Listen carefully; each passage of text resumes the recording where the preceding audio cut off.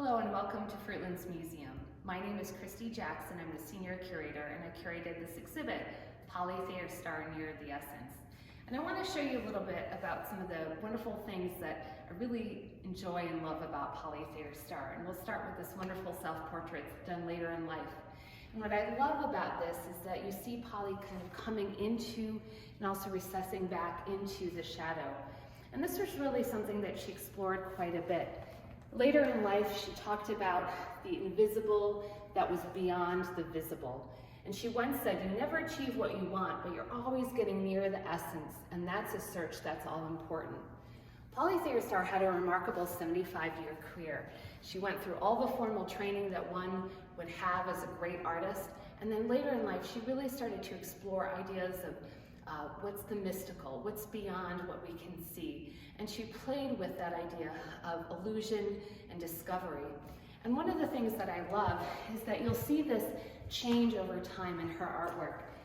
A picture of some beautiful flowers with amazing detail.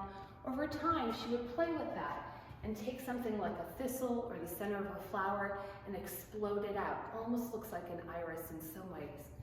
And then in a later series that she did of thistles, a thistle that, if you look at it closely, you'll see that there's sort of an indefinite quality to the center, as if you could go in and you're looking beyond what the outside exterior is.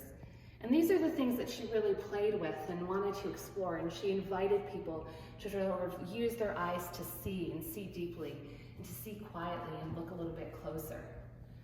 Another series that she did that I think is really remarkable are over here. And these were done when she was in Nevis. She went there on various vacations. And there's a photograph that exists of her looking at a pair of gates. They're beautiful and old and a little dilapidated.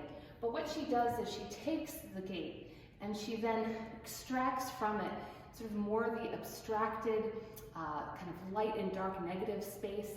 And in this one, which I love, you'll see that there's layers of paper, there's raw edges, and then a form kind of coming out. And what she talked about often was that when you look at something like a paint blot or an ink blot, everyone always talks about the ink and what they see. No one mentions the paper. So we see when she's working on these and other sketches here, that she really was exploring not only what was in the center, but on the edges. And often in typical Polly form, she's often writing questions and little quotations and sometimes poetry along the way. So really she was discovering along the way and invites us into that discovery process. Thanks for joining us at Fruitlands Museum. Bye-bye.